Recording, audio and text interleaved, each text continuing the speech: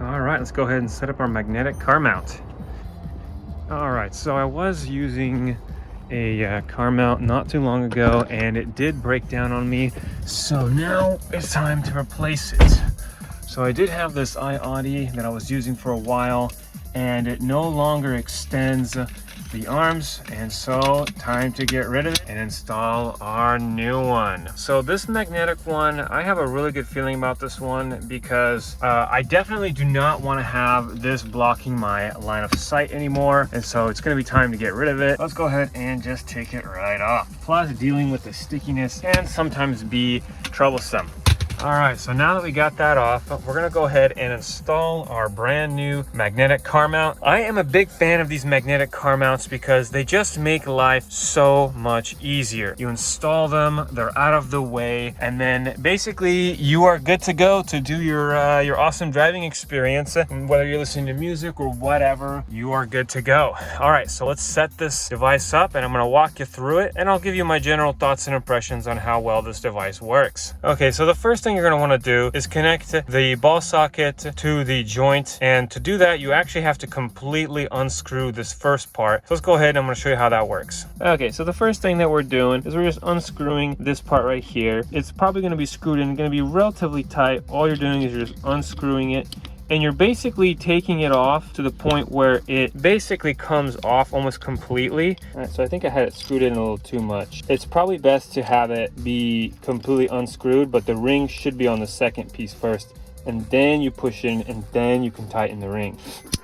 Yes, it will take some a little bit of muscle to complete this operation, but it is doable. Okay, now that it's on there, see that it actually went on much easier than when I had the ring on there the other way. Okay, now that it's on there, now I can tighten it a little bit. You probably don't want it to be super tight because you still want to be able to move around and position it properly, so we're just going to keep it about halfway unscrewed. And then we're going to pick a vent and we're going to tighten this section here by screwing this in. So right now it's loose. I'm going to go ahead and I'm going to tighten it. All right, let's tighten this bad boy and pick a vent. So selecting a vent could be a little tricky because maybe you want to do the center vent so you can keep your eye on the road and then slowly kind of like look around like this. Maybe you want to have it on this side. It really just kind of depends what you want to do. You could have it here, or you can have it on the left side, or you can have it on the right side. It really just kind of depends on how you want to go about doing it. Sometimes what I'll do is I'll have multiple car mounts set up. So I might have one here, and then I might also install a secondary one, maybe for a guest who may want to be able to mount their phone. Perhaps maybe I'll pull over and I'll use their phone. It really just depends on kind of how you want to go about doing it. I think the best setup will be to insert it directly in a middle vent. Let's see if it'll work. Oh, actually it looks like my vent might not be compatible. I might need to go up one more on this side over here. There we go. So I can connect on this side, but I can't do the middle vent because, or the lower vent, because I'm just not close enough. I might be able to move my little vent vector. So I can't, if I could vector the vent up higher, I might be able to install it on the lower one, but it's just not going to work because there's simply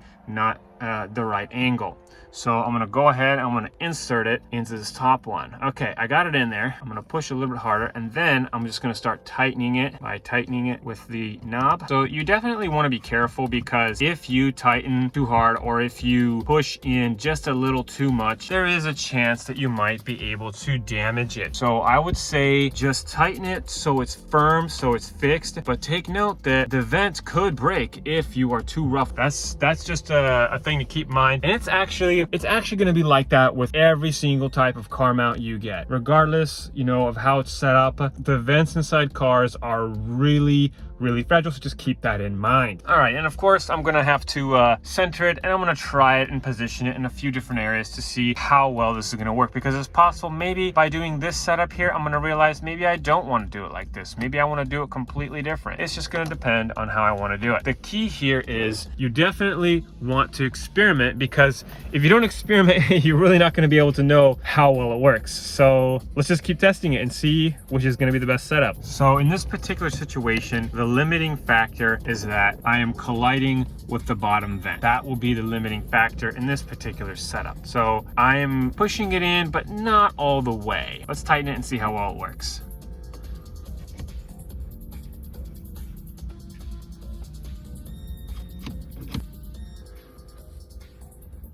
Okay, So I got it on there, but I'm thinking that because I wasn't able to stick it in all the way, that there is a little bit of like a little overhang, as you can see there on the end. I think it might actually be better to insert it right on this area here. And the reason for that is it's just a much larger surface area. I think it might actually be a much better idea to put it there than the other spot. So I'm gonna try that next.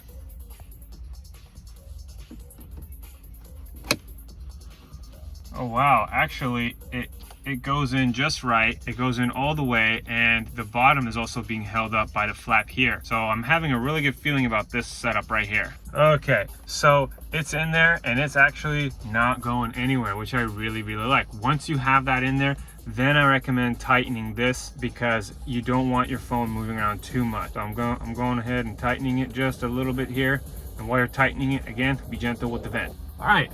So I think it's set up and I think it actually looks pretty good. What do you guys think? I think it looks great. So let's go ahead and install our actual magnet, put it on our phone. So one of the things you want to keep in mind when installing these is that, well, if you just take the magnet and you apply it to your iPhone, there is a chance that it might actually be kind of hard to take off. So I highly recommend that you follow the instructions. Now the instructions say, which I did take a look at, the instructions say clean the back of your phone off first. Highly recommend you guys do that because it will prevent the magnet from falling off. Then the instructions also say you definitely want to apply the sticker once it's been cleaned. You're going to apply the sticker. It's translucent, so I wouldn't really worry about color there. Apply the sticker, and then that's when you apply your magnet. And what that does is it's going to make it much easier to take off. When the time is right, you will be able to change magnets. You will be able to take it off. I have had it before where I have applied those and I have not been able to take them off. So heed the warning, apply the sticker, and then apply the magnet. All right,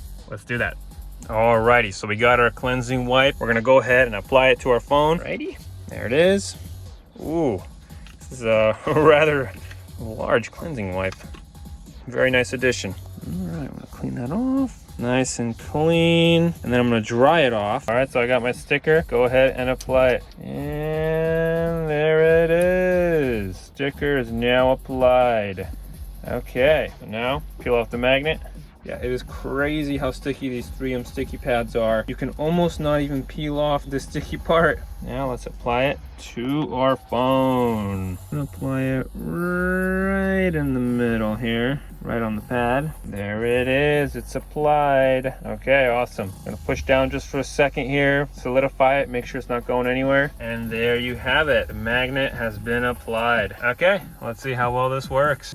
Oh yeah, that's pretty solid, and that is not going anywhere. Holy smokes. All right, well, I do think I have a relatively good setup. It is placed in a pretty good spot. The other spot that I could try placing this vent on would be on this side here. Although I'm not really left-handed, so it might be a little awkward. Although it is something I should maybe consider because it might be maybe a little bit better, because on this side I have more actual vents, so it's possible that these little guards here won't be colliding with the bottom. I mean, it is secure because I have 2 points where it's being secured, in the center there and then on the bottom. All right, so something interesting I just found out while trying to use one of my other phones is that you can actually put it on without needing the magnet, and it actually stays on there quite good.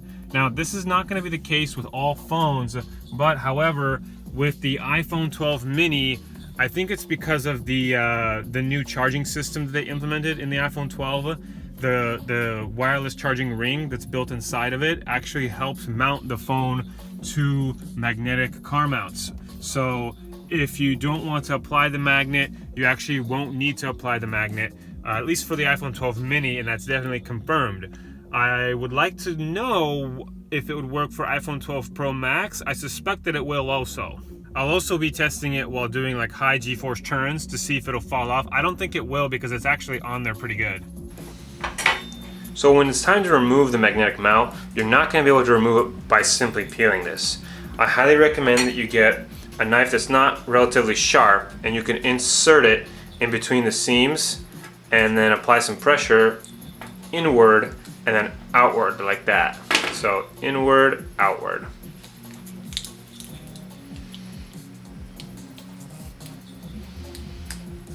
So as you can see, it's quite important to put the sticker on there, because if you do not, it's not going to be removable very easily. And you might even risk possibly damaging the device if you don't apply the sticker. Very important that you guys apply it, don't forget. Okay guys, so there you have it. I've shown you how to install this vent car mount system. I really like it. It works really well with my phone, and I highly recommend you guys try it out. My question to you guys is, have you tried any other vent mount systems before? Have you explored any other car mount systems? I want to hear from you guys. I want to know what your experience has been like. In my particular experience, I found it a little bit troublesome because sometimes I feel like the magnets are a little too strong, or there's always some kind of weird flaw with my car mount. Like the sticky part on the ones that mount on the glass is usually just a little too sticky, or again, like I mentioned, the magnet might just be a little bit too strong. Realistically, they could save a lot of money by using a much smaller magnet, and the phones these days, they're not that heavy. Even the plus size phones still should not require such a crazy magnet. All right guys, that's it for this video. I'm really glad you guys joined me, and I hope to see you in the next one. All right, cheers.